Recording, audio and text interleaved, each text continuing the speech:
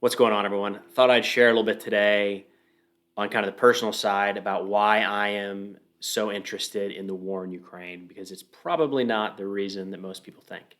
Whatever that might be. I don't know what most people think, but my guess is it's not this. So I am still in the Army Reserve, so I still have a tie to the U.S. military, but Ukraine, Russia, the war there's like zero overlap. There's no part of my job in the Army Reserve that ties in or requires any sort of keeping up with what's happening over there. But the reason, I'd say big picture, the reason that I'm still in uniform once a month uh, is similar in the reasons that I'm interested in the war at baseline. And a lot of that has to do with history. So if you look back on in the content I've created, which I haven't been making content for too awful long, just a couple of years, but I started making content about military history because I love that. I'm very, very interested in military history. It's always been something those are the movies I like to watch. Those are the TV shows I like to watch. Those are the books. As soon as I got out of college and I could read whatever books I wanted, the only books I read for a long, long time were military history books. And eventually I started talking into a camera, into a microphone for a podcast, making content instead of just consuming it, because I was looking for people to talk about it with. I know there's a lot of people that share similar interests, and it seemed like a fun way to get that going. One of the areas I focus the most, like so many, is World War II.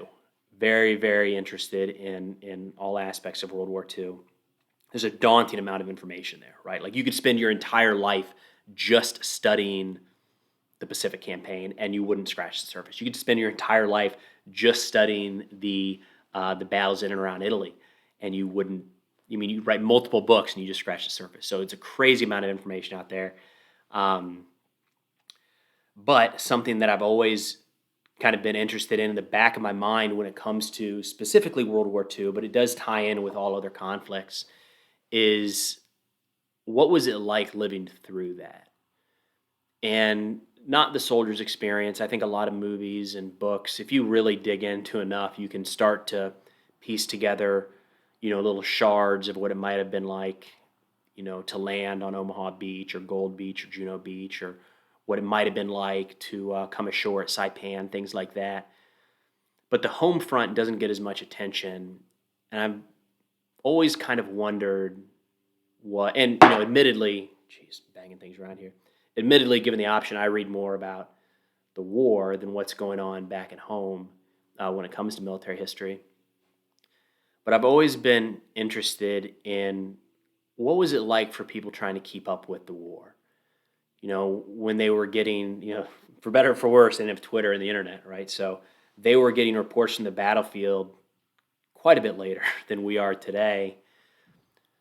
But I imagine we're all people. We're all pretty similar. That wasn't that long ago. 80 years wasn't that long ago. So I'd imagine there were people sitting at the radio trying to track units across the battlefield to understand what was happening in France in the spring of 45 and exactly what divisions landed at Okinawa. And the Pacific's a great example. We now look at the Pacific Theater of Operations, and you've got this map laid out of exactly how the Allies moved across the Pacific, eventually to Japan, and it makes sense, and you can explain why each island was taken, or in some cases why certain islands maybe should not have been taken.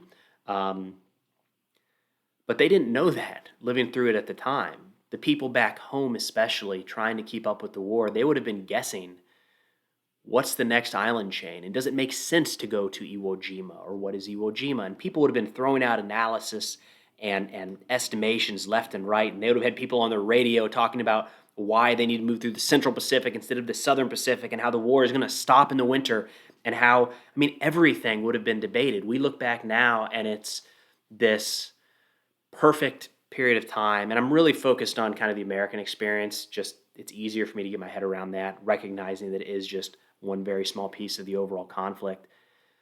There were people that marched through the streets saying we shouldn't go to war in Europe, World War II. There's very few people today that look at what was accomplished in Europe in World War II and say that was the wrong decision to topple Nazi Germany. But at the time, in the late 1930s, throughout the 1930s, even during the war, there were arguments that we shouldn't be involved. And, it wasn't 100% support of everything. And that's interesting to me. Um, I don't mean that in any way, shape, or form to compare what's happening in Ukraine to World War II, but I think big picture, it is an event that has the potential to shape our world for years, decades to come. You sprinkle in the threat of nuclear weapons, and it becomes very real for all of us. And to me, this just feels like the closest that we've been to that situation of there's there's plates shifting around the world, there's major battles happening that you can actually track on a map and understand to a degree. It's not the messy insurgency that we saw in Iraq and Afghanistan or Vietnam for that matter. It's not the confusing nature and different factions going on in Syria. It's a relatively traditional battlefield, and people are able to understand things like casualties and taking terrain and counteroffensives. People who have never looked at anything militarily before in their life can piece some of that together. And it's so hard to explain when, how the votes in a certain provincial election matter in this one area of the Korangal Valley. Like, that is hard to understand if you're there on the ground. But this war is something that people can understand in their living rooms, and so that's a little part of well, it's a big part of it for me, is always wondering what it was like for those people in World War II, whether they had loved ones or not. Because for a long time, the United States did not have any troops involved, or there might have been volunteers here or there. But there was this overwhelming feeling of, are we going to get involved? Should we get involved? What's the right move? And again, we look back now and really draw out all of the right decisions, I think. And to me, we skip past, rightfully so, because you get bogged down, but you skip past all the messiness that was the decision making. I'm sure there were very, very valid arguments as late as 1940, 1941 as to why the United States should have nothing to do with the war in Europe. Probably very valid, very convincing arguments.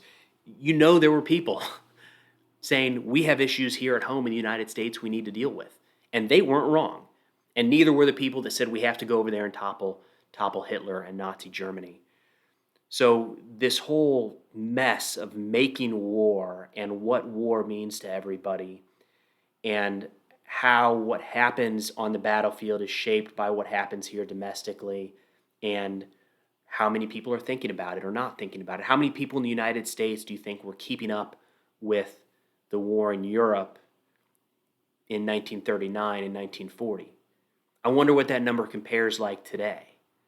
If you walk out on the street, wherever you live, and ask somebody to name 2 cities in Ukraine, how many people could do that? And is that percentage similar to the number of people that could name 2 cities that Germany had occupied by 1941? 2 countries they'd occupied, maybe? I don't know. It's easy looking back to think that the whole world, you see the big newspaper headlines, and think that the whole world was tracking that conflict start to finish, and there's just no way. There were a lot of people that wanted nothing to do with it. They had too much going on. The same thing today for everybody that's so, I'm guilty of this. I get in this bubble of following people and talking with people and interacting with people that are very focused on the war, so they know everything that's happening, or they're aware of everything that's happening. So I get in my mind that so many people in the general population feel the same way or have the same thoughts, and that's not true. When you step out of this little bubble, you realize that the vast majority of people here in the United States, or I guess I'm projecting there, maybe this isn't the case, this is what it feels like. The vast majority of people, it feels like to me, have very important things they're dealing with in their day-to-day, trying to pay their bills, or they've got a sick kid, or they're worried about work, or whatever it might be, that take priority over what's happening in Ukraine. And when we look back at World War I, World War II, not so much later conflicts, it doesn't seem, we get the impression that people woke up and all they talked about was the war. And they went to bed, they listened to the radio updates about where the troops had moved. And I don't know, I just wonder are we that different today, or is this kind of a similar snapshot of what it would have been like in what was the greatest, largest, deadliest war in human history? So, anyways, there's a lot of reasons that I'm interested in the war in Ukraine. It really starts with an interest in military history. There's a tiny little bit that has to do with being in the military and recognizing that it potentially could impact me like it could all citizens, all American citizens, all citizens of the world at some point. But overwhelmingly, it's this feeling of, I wonder if this is how, the greatest generation felt when they were watching this war slowly escalate and creep up before it engulfed the whole world. Um, Again, I don't mean this in any way, shape, or form to mean that we are on the path to a world war, or that what's happening in Ukraine is comparable or not comparable to anything in World War II. It's more just the idea of a large, potentially global conflict that started regional and bled out globally. I wonder if this is kind of what those people felt at some point. But that's it. That's the interest. It's something I spend a lot of time on for that reason. Hasn't quite gotten to the point of an addiction, but I can see it heading that way. But hopefully it's a healthy one. Learning something new every day, meeting new great people every day. But I think with that, we'll wrap it up. Let me know what you think. Am I crazy? Does that make sense? I guess it doesn't really matter if it makes sense because it's a personal thing as to why something's important to me. But interested in what it is for you. Is it a blip on the radar screen? Something of interest in passing? How do you think it compares to past conflicts? Let me know. But again, that'll do it. We'll see y'all next time.